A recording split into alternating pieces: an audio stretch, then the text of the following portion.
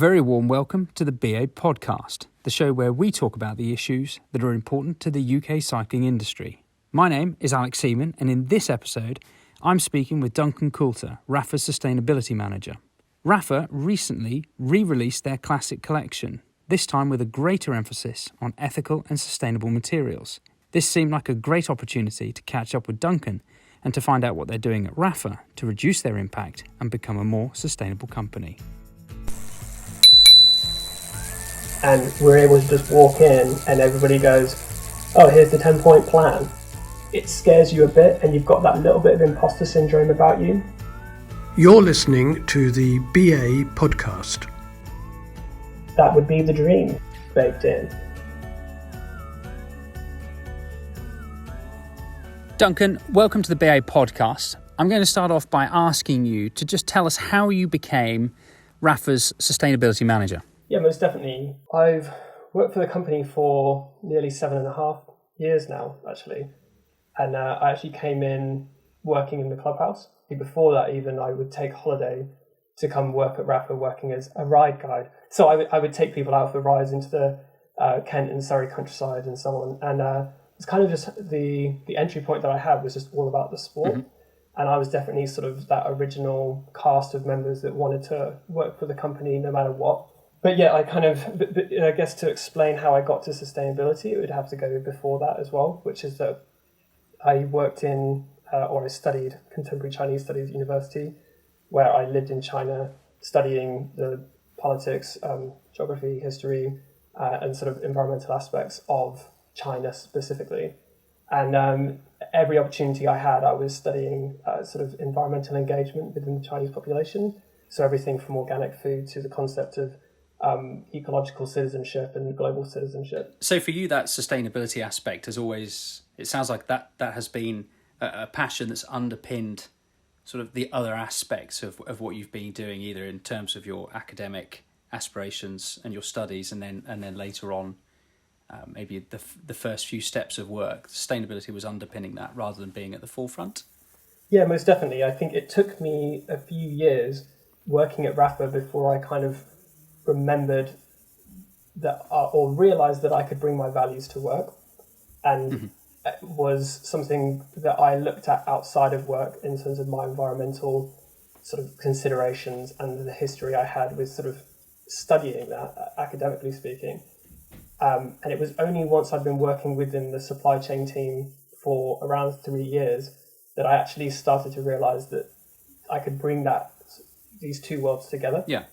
And actually, it was a very exciting time for me to be able to bring those values to work and then act upon them.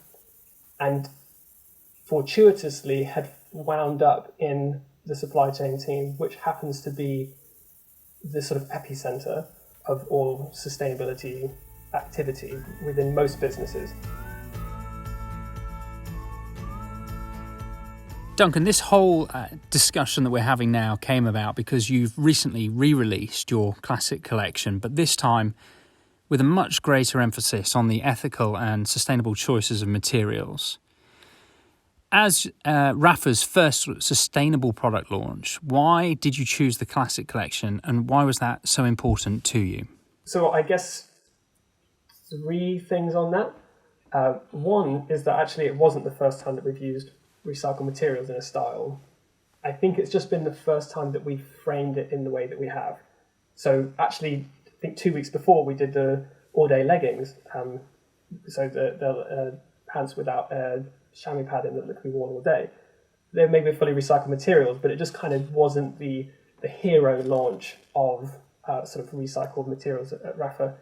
And also all of our insulation over the last couple of years has actually been from recycled materials as well. But again, they just kind of haven't been framed in that way.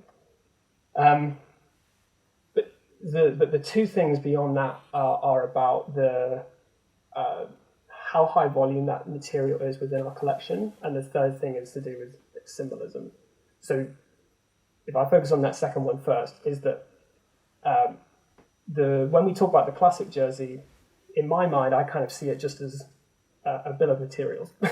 And what I'm really looking at is Rapha Performance Merino in a particular weight. And that material is used not just in the classic jersey, but in lots of our special edition collection and short sleeve, long sleeve, winter weight, summer weight, all that stuff. So actually, that's kind of where it comes from when I was talking about the domino effect, is that actually the R&D effort that it takes to get the classic jersey to be made from the materials that we're interested in, actually many other styles also benefit from that and will continue to benefit from that point on. I think if it was only the classic jersey that was going to benefit, I don't think we would have pushed on it as hard, because you have to always be weighing up the R&D effort versus the output in terms of volume, and therefore the impact reduction at the other end. Because the volume really is the thing that's contributing to the impact the most. And we have a limited resource and a limited time in terms of 10 years to hit all the world's global climate change challenges and things like that. So you really have to make sure that every decision that you're taking is having a proportionate effect. So it was legitimately a high volume material for us, so it was needed to be done. But also the third one is symbolism and the power of story in generating momentum. It was something that I was quite conscious of, and I think everyone kind of knew that as we were working on this style, is that actually it was the first product that we made. It's what we're known for. It kind of is the brand in physical form. So in changing this product, we knew that we were sending a message as to what it meant for the future of the business, both internally and externally as well. So there's kind of the three main reasons behind it. How long has sustainability and social responsibility been a part of that internal language at Rapha? And then when was the decision made to shift that to be external language as well? So something that your fan base could see and relate to and know that you were doing something? It's an interesting question, actually, because there is the overt sense of talking about sustainability, and then there is the sense that we have always been talking about it, but just we hadn't called it sustainability. And I think that if you take the kind of unintentional focus on the same topics, but without that label of sustainability, I think it's something that Rapha's done since day one, even before I was there. But in me overtly talking about it, we were able to start to pick that apart even more and to start asking ourselves broader questions and harder questions as well. So to be specific, it's like durability. Rapha has always prided itself on durability. And supplier relationships, we've always prided ourselves on having very long-term supplier relationships. And those are two sort of fundamental elements of sustainability, but they're not things that anyone kind of called sustainability until I came along and started asking these questions in 2016. There's a day when you press live on the page on the website and it tells people about your strategy, where you're identifying impacts and what you want to do going forward. Were you worried about judgment, or whether what you was doing enough, or whether it was even significant enough? How nerve-wracking was that stage for you? Very is the answer. And yeah, so to sort of tie that back to the question you asked earlier in terms of how long have we been talking about this, I think there was a threshold for me at which it became good enough within the business that we could start talking about it externally.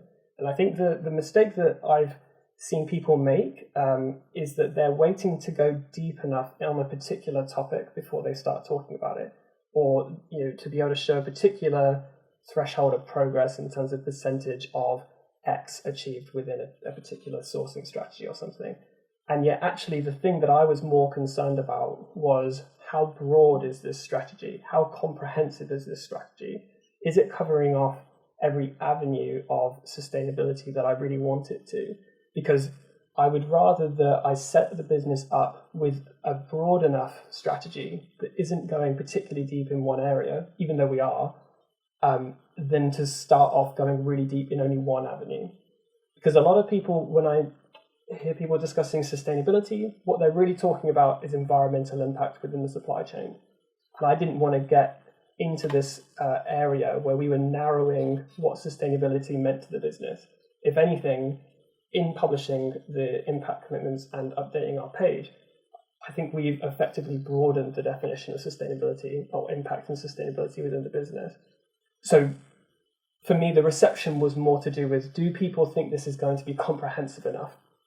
And are there any kind of particular hot topics that we've missed off, as opposed to people are saying that we're not going far enough in any one area?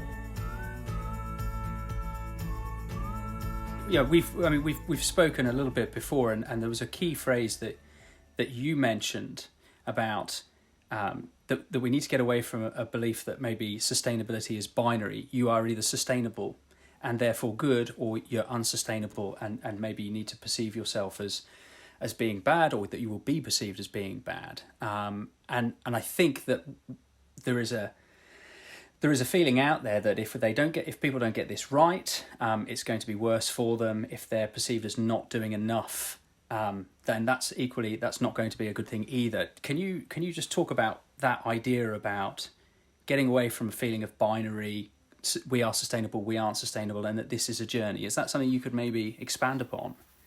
Yeah, most definitely.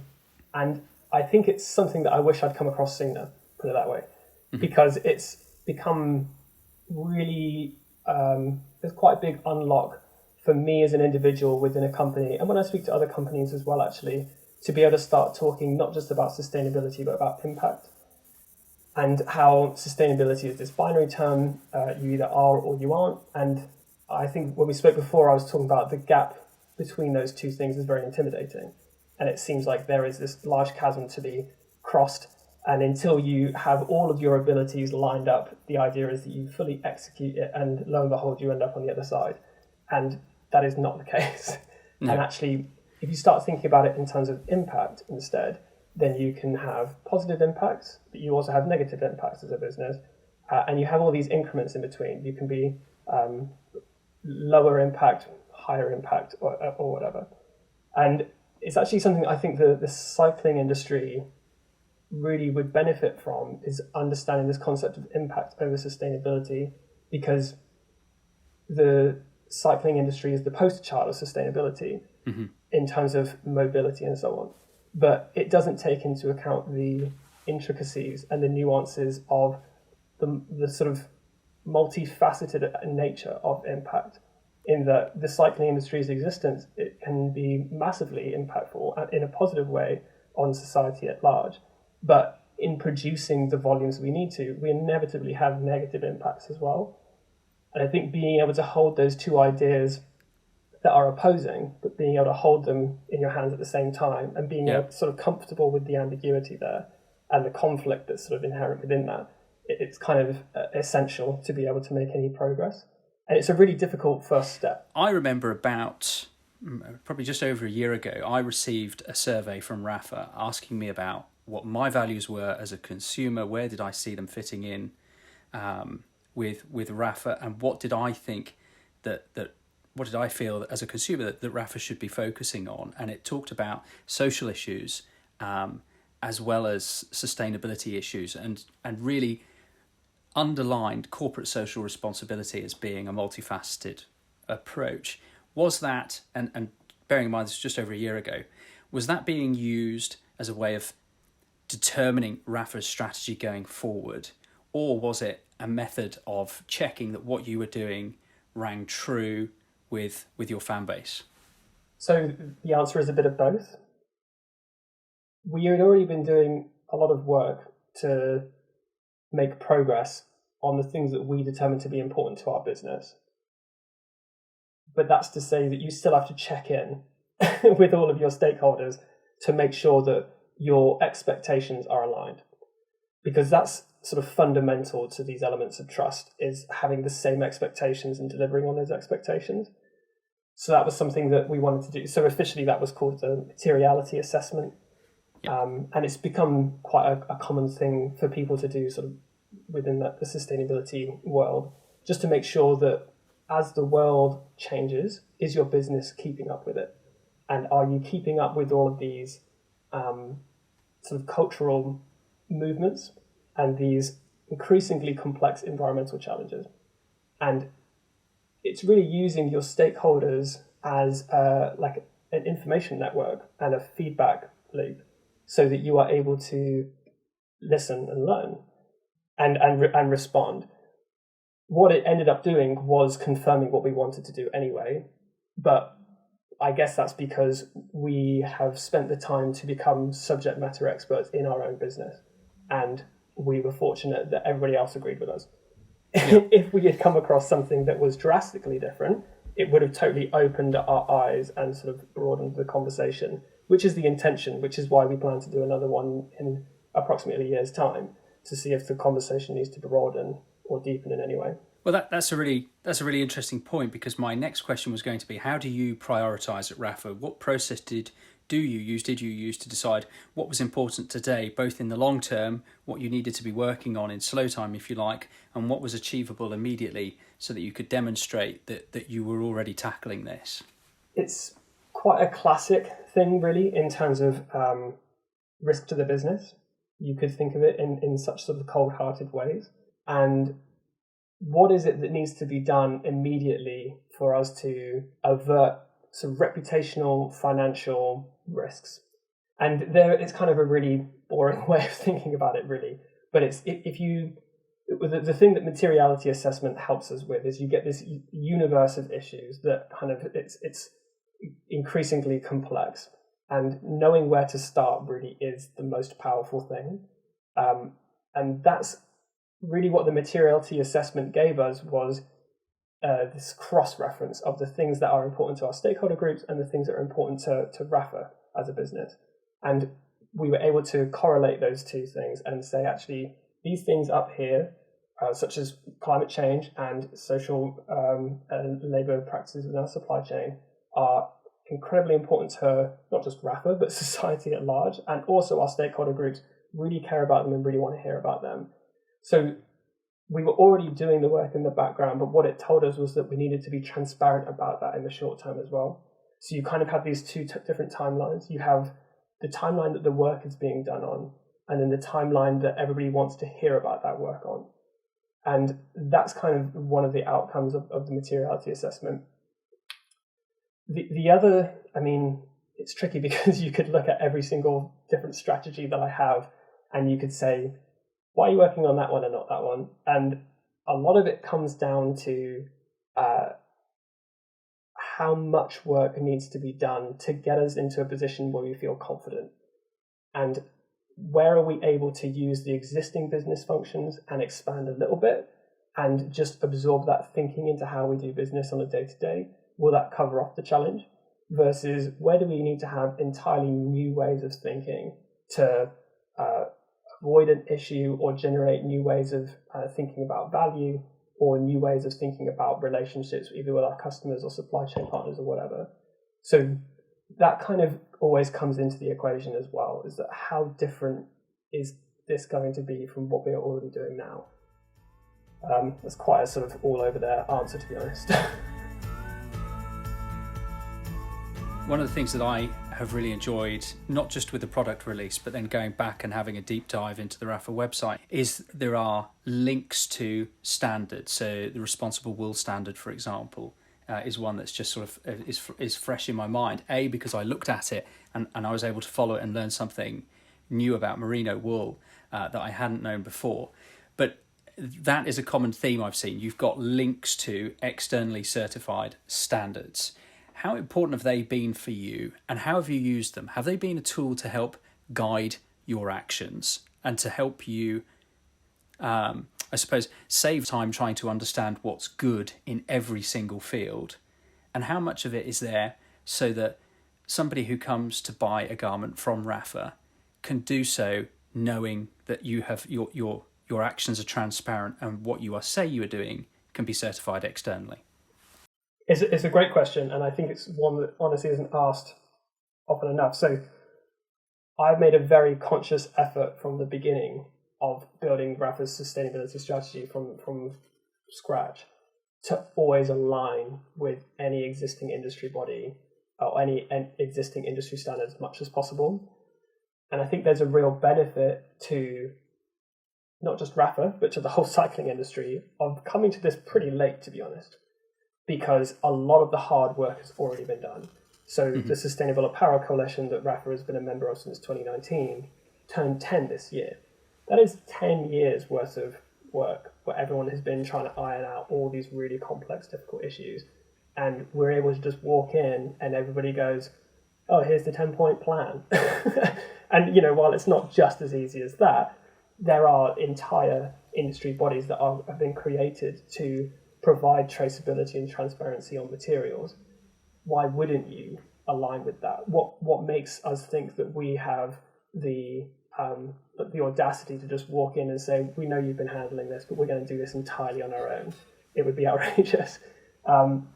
So I've always been very conscious and explicitly trying to align with an industry recognised body wherever possible. So materials is an obvious place to do that with, like you say, the responsible wool standard, the responsible down standard, the global recycling standard, global organic textile standard, all of it. And I think part of it, as well as the industry, we're fortunate that within apparel there are lots of those things. I don't know if there's as many of them for the broader cycling industry, carbon, aluminium, rubber, etc. Mm-hmm. But there should be, because ultimately there's still materials that are transported along a supply chain that are going to have issues at every single tier, that you need to be able to identify the provenance of those materials.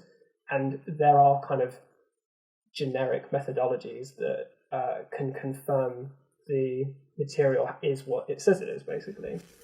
But to your other point as well, there is a huge amount in there about customer assurance as well, because it shouldn't just be a case of Rapha doing something and a customer just believing that we're doing it exactly the right way. Although we would love for that to be the case, I know that we are in a period where there is a total absence of trust, really, and not just of brands, but of institutions in their entirety. So this is a way of trying to counter that by giving as much upfront information as possible so that people feel like they can have confidence in how we do business.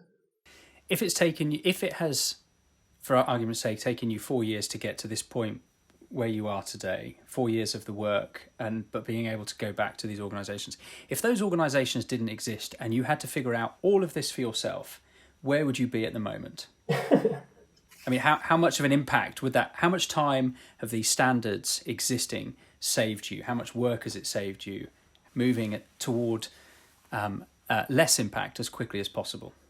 The first thing is that while I've been working on it for 4 years, I've officially been in the role full time since around May 2019. And I was very fortunate in my first month on the job. I actually attended the SAC Global Member Meeting in Barcelona, and I got to meet all of the world's largest companies, sustainability professionals. And there's 200 of us crammed into a room, and I got to ask all of them the most difficult questions I could possibly think of. And it was a total sort of open book. It was and it was that transparency and that sort of collective mission that was on display in that room that really propelled us and accelerated the development of the business. It wasn't that somebody said to me, oh, you just need to go find this standard for your wool and everything will be all right. There's so much more to that, because what the standards do, and whether it's materials or if it's carbon neutral standard or setting a science-based target or whatever, these are all things that are markers of success within a particular challenge, and they kind of give us the destination, but they don't detail how to get from A to B. And that's the bit that actually requires a huge amount of leadership within organizations, and that's the bit that's often missing or is lacking clarity on, is it for the existing leadership to guide us from A to B, or is this going to be a grassroots movement? Do we get a consultant in to guide us? And, for every time we're kind of not making those decisions, we're not making progress down that road towards what success looks like. So yes, it helps, but it's not all of the work. And that then is a really nice a nice way to segue to that next question then. So the values, this concept of reducing impact, sustainability, and sort of falling into that more corporate social responsibility way of working. Where are those values held at Rapha? Are they to some extent held by everybody? Is everybody empowered to be flagging these issues up, to be commenting on them, or to be inputting? Or is it is it managed by a distinct team? So when a product has been designed to a certain point, then it gets given to the sustainability team to clamp on, a grade 3 sustainability on the side, and then it's ready to go. How does it work? Does it start at the top and come down, or does it start at the bottom and go up, or is it a little bit of a mix? 10 years ago, I think the answer would be very different, which is that we're going to build out the sustainability team. We're going to have 3-4 members of staff, all of them with sort of environmental science degrees, and they're all going to do the R&D. And the existing materials team are going to focus on performance and profitability. And then this team's going to focus on reducing environmental impact and so on.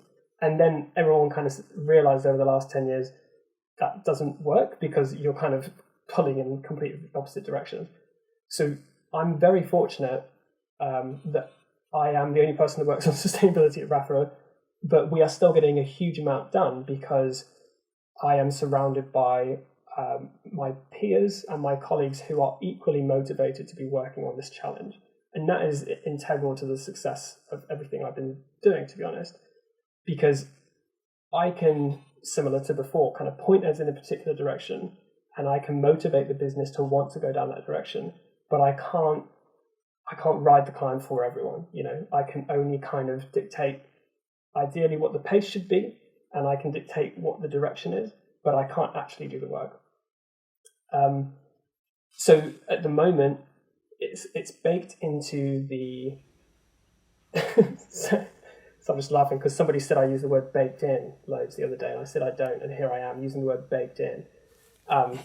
It makes its way into the very beginnings of the product concepts, which is something that I've worked specifically to try to achieve. Because if you can get sustainability and lower impact, both across environmental and social, into the kind of primordial ooze of that product idea, then whatever comes out of it the other end, if you can try to keep those ideas along the kind of product development process, then they will be embedded within it in its final form. So I work quite a lot with the teams who think about what the future of our business is going to look like. And we don't have a business development function, but we have a lot of sort of internal thought leaders that I work very closely with to sort of align with on what the future of generating value for Rapha was going to look like. I'm sort of very fortunate that we have very collaborative relationships in that way. But the most important thing here actually is that we're now in a position where we're able to have debate and sort of conflict, as it were, on how to go about achieving something, but knowing that we're all trying to achieve the same thing, which are the impact commitments that we published. Mm-hmm. So starting with commitment is the most important thing, because it means that everybody's going in the same direction, they're all striving for the same thing. And now the conversation becomes, how are we going to get there? And actually that's a very powerful place to get to, instead of why are we going to do this and what are we going to do? Because we've already solved those first two, and now it's all about the how.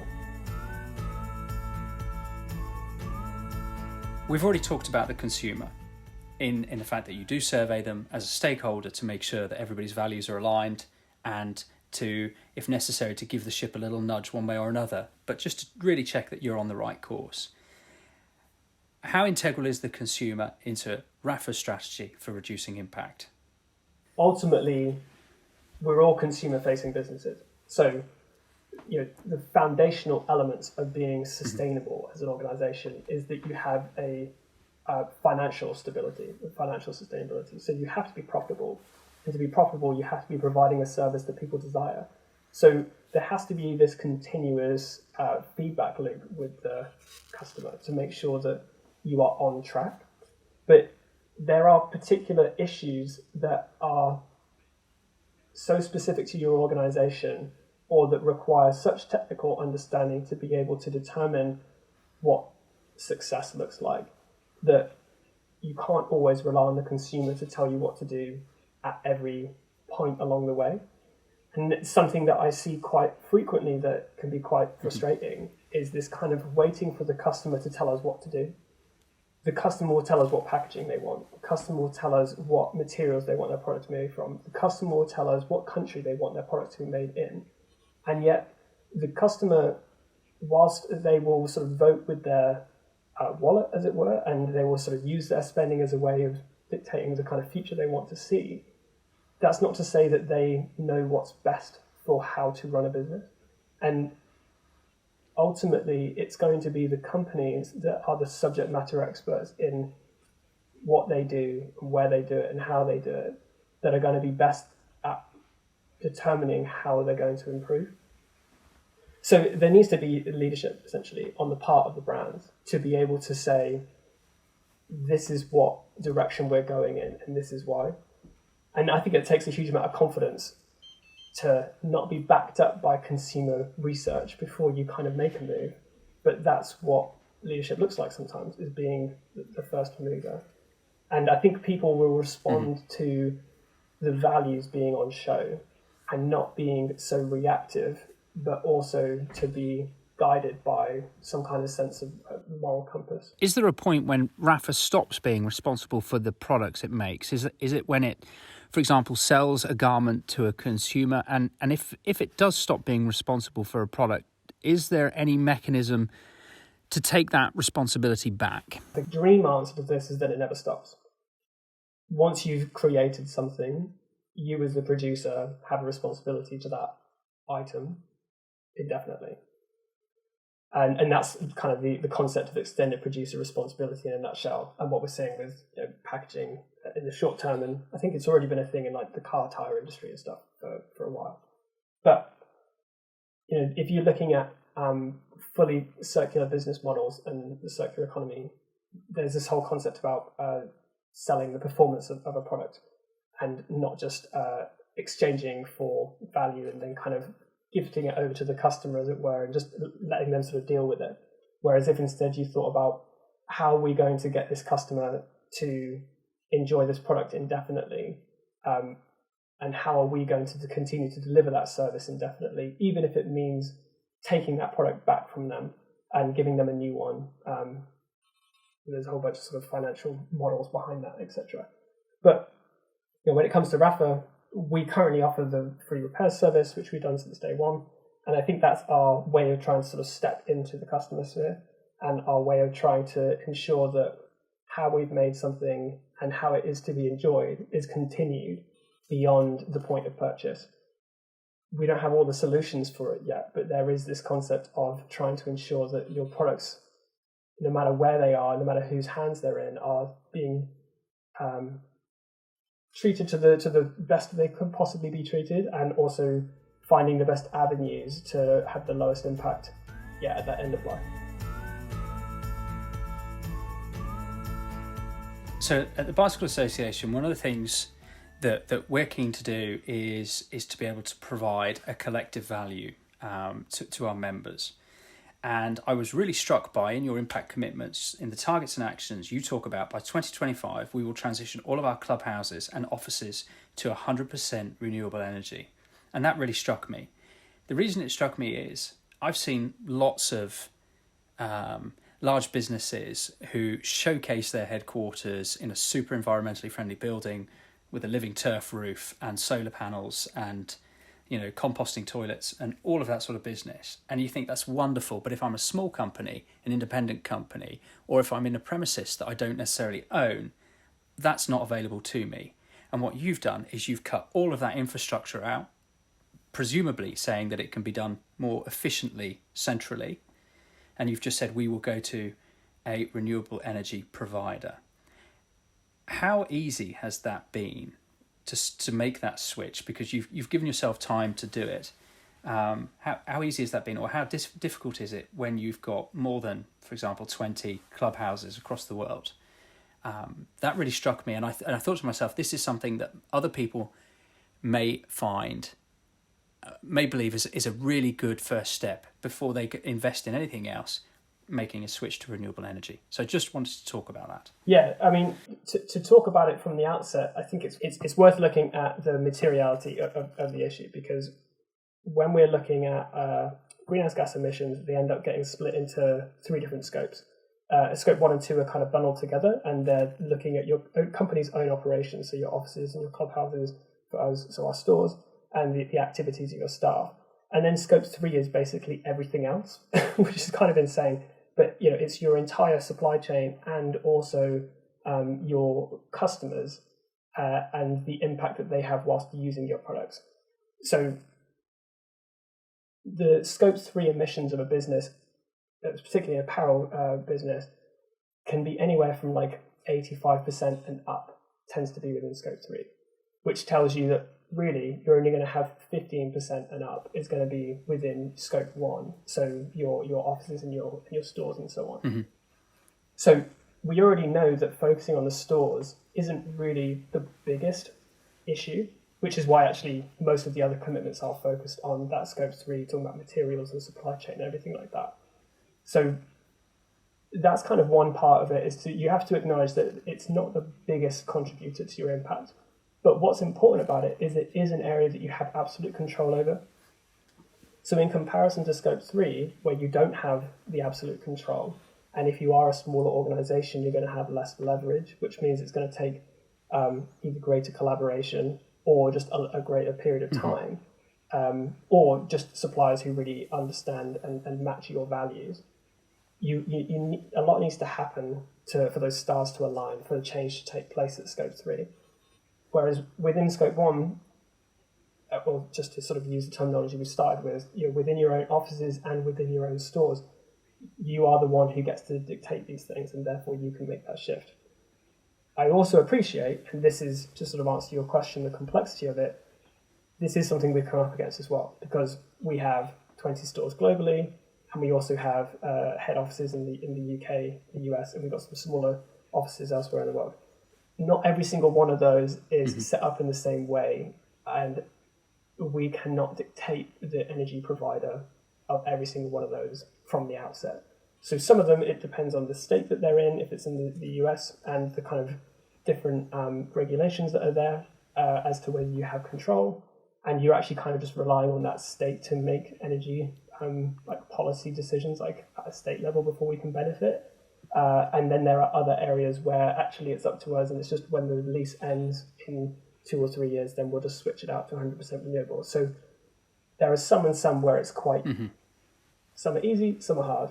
So the target is still 100% by 2025, and it will be a case of wherever we can exert that control, we will do so, and we will try to get as close to that 100% mark as possible. But it could be that there are some kind of external forces that are outside of our control that limit our ability to do that.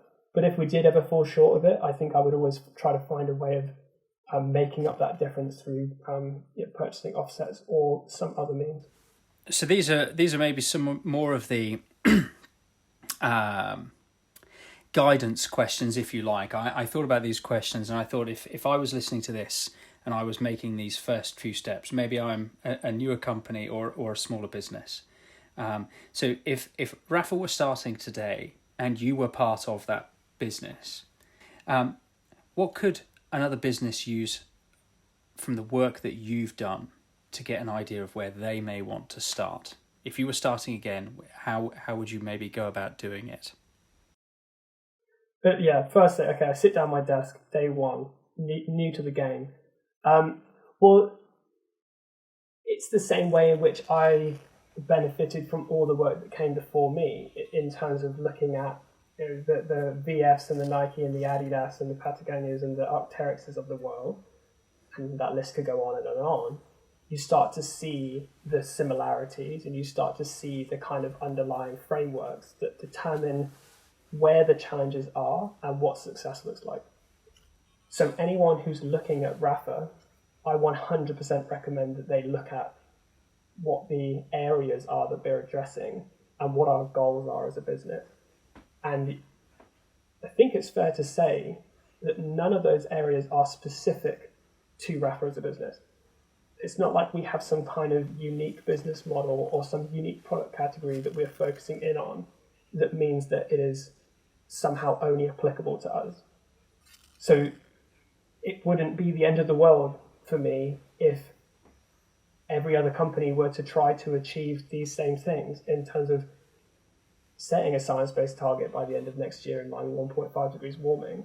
You can do that no matter what size business you are, and actually setting that climate change commitment really does have that domino effect across the entire decision-making process after that, because it gives you that North Star of, well, everything else beyond this has to be a decision that contributes to us achieving that broader target of 1.5 degrees warming. And it will come up in ways that you hadn't expected. And I think it's, I would say, set the targets as soon as possible and make them absolutely massive, like terrifyingly massive. Because this is the fun thing about speaking on like a cycling related thing. You can use all the cycling metaphors. It's a bit like turning up to an event or a race or whatever that it scares you a bit, and you've got that little bit of imposter syndrome about you, but actually that's what's going to make you work that little bit harder. It's what's going to make you ask for help, because you are willing to be vulnerable and to admit what you don't know. And I think they're really important traits to have when you're starting out, is not trying to act like you've got it all figured out. And I think the moment that we do start to act like we've got it all figured out, chances are we'll start missing things. You've touched upon the fact that you're talking from an apparel position, and albeit apparel within the cycling industry, but that some of your challenges are not apparent across the entire industry. What do you think, in terms of sustainability, is the biggest opportunity for the wider cycling industry? If you were looking and thinking, where do I want cycling to be in 10, 15, 100 years' time, what does that look like? Where do you think the opportunity for change is? I mean, of all the questions you've asked me, that's definitely the biggest question. I think that one gets the gold star. I hope you ask everyone this question.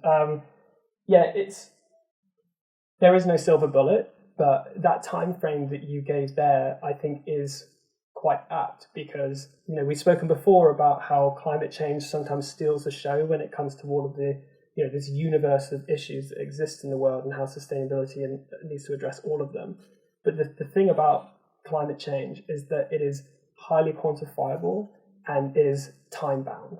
So we have to reduce emissions by 2030 to stop runaway global warming. And that needs to be one of the first things that is addressed by every industry, like full stop. That said, there are these kind of universal natures of decency and care for one another as people, and just making sure that we have the ways of working that protect people and their sense of dignity. So this is kind of what I was saying earlier, is that there are kind of some universal traits to how we do business, and every industry needs to address their relationship with the environment, and every industry needs to address its relationship with people. A cycling industry that is based entirely upon renewable energy and materials that are kept in an infinite loop, whilst promoting the wellness of all people within that sphere. That would be the dream. If you were, again, thinking to yourself now, either as you are today, where you are today, and as a member of the Bicycle Association, what sort of resource would you like to see, either to help that you would find useful from the BA, or that you feel would help other companies in the cycling industry? Is there a resource there that you think that you wish were available? Yeah, I think it's, for me, it's all about reducing the complexity to allow for engagement at the simplest level first, and then building the complexity as we go. But that way bringing people in on the first floor, as it were, and then taking them up to the top. Because I think at the moment, this work's been going on for so long, and people are coming into it new, that they're getting introduced to the wrong topics at the wrong time. And I think it kind of has this working on the problem from the outside in type approach, whereas actually we need to work on the problem from the inside out. The thing I would want to see is just a checklist of, these are the first 5 things to do as a business. And I would have them matched with the main impact areas that exist as well. So how are we addressing our relationship with the people in our supply chain, the people in our business and our communities? And then how are we addressing our relationship with the environment within our supply chain, within our company, and within our communities? And there are kind of some quite simple industry agnostic goals attached to all of those as well that kind of have pretty standardized task lists attached to them, which is just, are you sourcing 100% renewable energy where you have control? Yes or no? Do you have a code of conduct in place for everyone within your supply chain? Yes or no? Do you pay a living wage to everyone within your own company? Yes or no? And they're incredibly simple, but asking the questions prompts people to go away and try to solve those answers. And before you know it, you're going to sort of be on to the next question. But they're the first ones to really start out with. What we have focused on up until this point has been you as a single brand and you as a retailer of your own products. But if you were looking across the cycling industry, there are lots of particularly BA members who are not, who don't own their own brand in terms of what they're selling. So they're made up from products from all over. How do they achieve this? How do they balance their impact and influence in that situation when they're working with lots of different companies with lots of different values, lots of different approaches?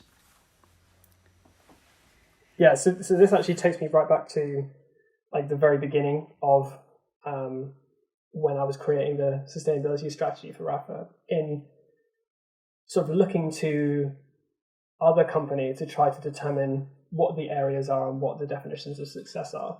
And actually, I found one of the first companies I started looking at that to be incredibly powerful was REI as a retailer in the States.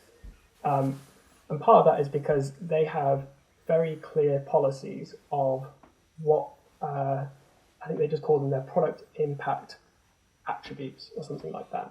But they have very clear standards on, if your product is made from wool, this is what standards we expect that wool to adhere to. And they have kind of almost like a good, better, best sort of ranking for each of those things.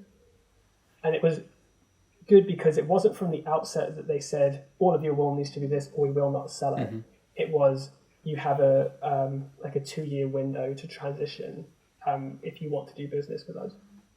And I think it was a really powerful thing for me internally because it was a reputable company with a very clear ask that had a price tag attached to it as well, which said, if you cannot meet this, here's the amount of money basically that's on the table. And it helps me from the outset be able to say that sustainability is not a nice to have, but it is integral to business success because it is going to become a limiter on who we can do business with and where. So the retailers actually, in my mind, are in an incredibly powerful position because they are the gateway between the brands and the consumer often. Even if it's only a small percentage of a brand's revenue through wholesale or through that retailer, it still is enough to kind of impact on the decision-making process earlier on. Mm-hmm. So I think the retailers actually, I would flip it entirely and say that rather than kind of being at the will of all the brands that they're buying, actually they're in a position of power to be able to say, this is what we consider to be good enough to sell to our customers when it comes to sustainability. And there are tools out there for retailers to be using to set kind of minimum standards. The Higgindex brand retail module basically does exactly that, where every brand has to complete a self-assessment. And the idea is that you can share it with a wholesale account, and that wholesaler will know whether you're hitting the standards they've asked you to hit. I mean, it's a really interesting point, and it's nice how it's looped back, because what you've talked about there, just to go right back to the very beginning when we talked about binary, that you're either sustainable or not. This is, to use your example, REI saying, it's not about being sustainable today, but it's about being on that journey. It's about, okay, what you're doing today is not going to be as good as what you're doing tomorrow, but we're going to help you and encourage you to get there. And I think that's also something that the consumer may well be expecting as well. So it's not expecting a polished answer of the cycle industry is sustainable today, but it does want to know that it's doing something today and that tomorrow it will be doing more. I think those are really key and powerful concepts for people to have in their minds, particularly if they're trying to figure out what to do and when to start talking about it, which are some of the big issues that we've heard back on. I think one of the most powerful things that comes from those conversations with retailers is that it provokes a discussion, and it gives you a reason to go internally and to say, we need to have this conversation, we need to discuss this further. And it kind of backs up more than just any one individual's concern with a business case. And I think that's something that is integral to making real progress. There's been so many sort of light bulb moments, from this conversation. And you talked about traceable down. And when I was looking at your classic collection and the material, the two materials, the upcycled material, and I think that was, for me, that was a point that I maybe wish that you'd mentioned in the material that you provide to explain what is significant about what you've done. There are phrases that I hear at the moment that I sometimes worry, are they being used correctly? So we talk about recycling when what we actually mean is disposal, because that's kind of where we are with the material, and recycling, because the term implies, and a Coke can is a really good example. There are two types of aluminium in a Coke can. The stuff at the top is different to the stuff at the bottom. And so we have this concept that an aluminium can be permanently recycled. It can be start off as a can, can be used, can be disposed of, it will be collected, it will be processed, and it will be turned back into another can, and it will just keep going round and round in this loop. And that isn't what happens. It goes away, it gets used, it gets processed, and because it's a mixed aluminium, it's degraded slightly, and it goes back and it's used again, but not in the same way. So it's not recycling. In some ways it's downcycling, and things we hope that we can slow that process down. And when I looked at the jersey and you said we've recovered this from plastic, this is materials recovered from plastic bottles, I thought to myself, that's not recycling, that's actually upcycling. And I know that has a different connotation to it now, but it's taken a relatively low value item of a bottle and turning it into a higher value item as a jersey. That was one point. The second point that really struck me as interesting is that you were talking about the responsible wool standard and mulesing. And I had never heard of mulesing. I hadn't come across that phrase before. So I was comfortable with down. I was aware of the issues around that and what the responsible down standard looks like. I had no idea what mulesing was. And it was from your website that I followed that through and thought, that's a problem I didn't even know existed. I had looked at merino wool and said that it's a biodegradable material, that it's a naturally found fabric. And so that's how I had thought about it. And so there was an education piece that came out of there as well, and that use of a standard and where are we getting the values from. Those are probably two of the key reasons I really wanted to speak to you, because I'd been taken on a journey that I hadn't expected to go on. I saw the press release came out, I thought that's really interesting. And it wasn't until I dived into it that I came out and thought, blimey, it forced me to address some of my assumptions of what I thought were good behaviours. And by and large, they're good behaviours, but they could be better. Does that make sense? Completely. I think it's probably one of the biggest compliments that I could get in the position that I'm in, because often what I do is simultaneously trying to educate people what the problems are, whilst also trying to solve them along the way. Yeah. And ideally, by the time that I've told someone what the problem is, I've already solved it. So all I'm really doing is just sort of letting them know what problems we've avoided together. Yes. But I think it's a good example of taking ownership of the issues that your business is sort of caught up within, or has the potential to be caught up in, and to being transparent with your audience on what they are. And I think because you know your business better than your customer does, you should be in a position where you're educating people. If people come to your website and read about sustainability and they haven't learned anything new, chances are you haven't been vulnerable enough. And I think for you to kind of share that lets me know that we're kind of going into the right levels of detail. There's two things that I've done in the past where I speak with design students at like London College of Fashion. And there's sort of two things that I sort of speak to them about, and I say, so design light bulb moments and give people rabbit holes to go down.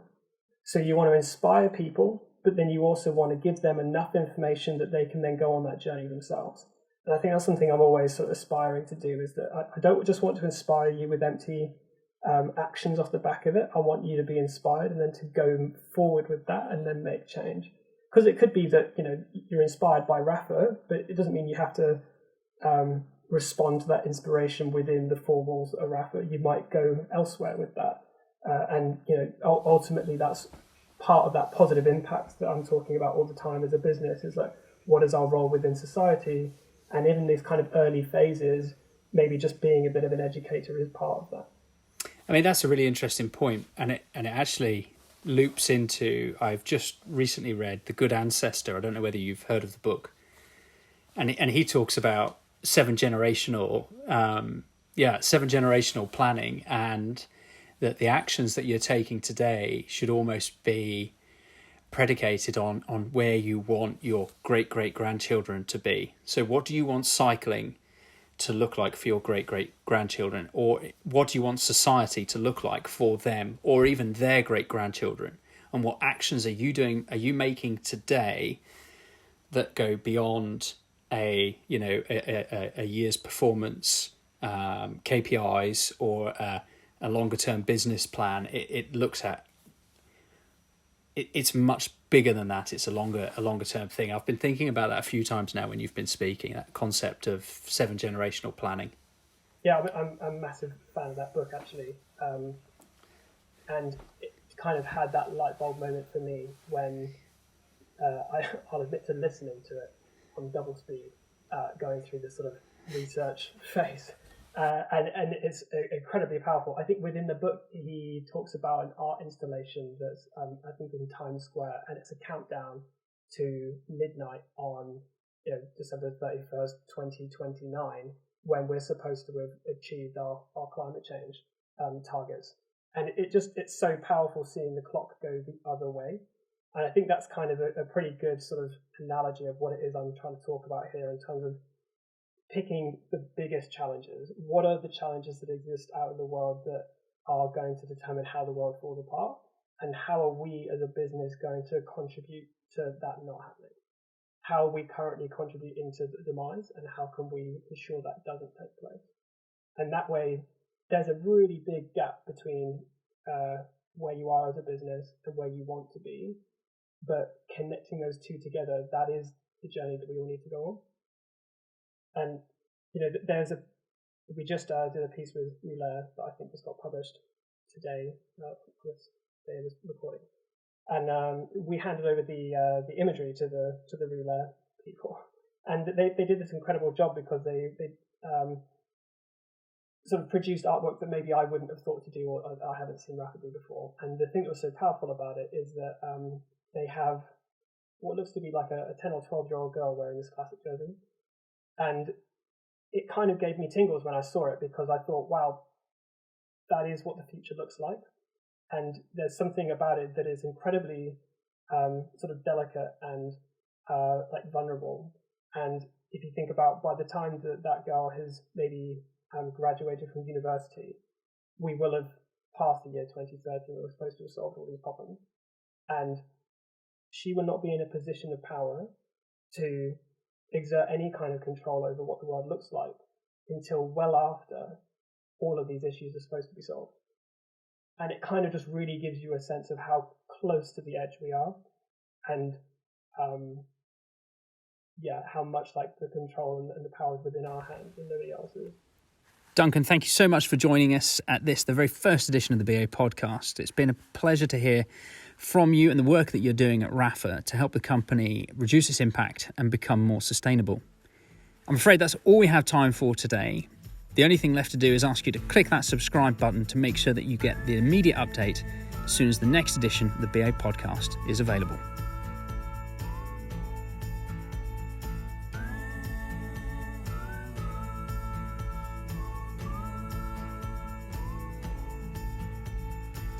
From me and the entire BA team, thanks for listening.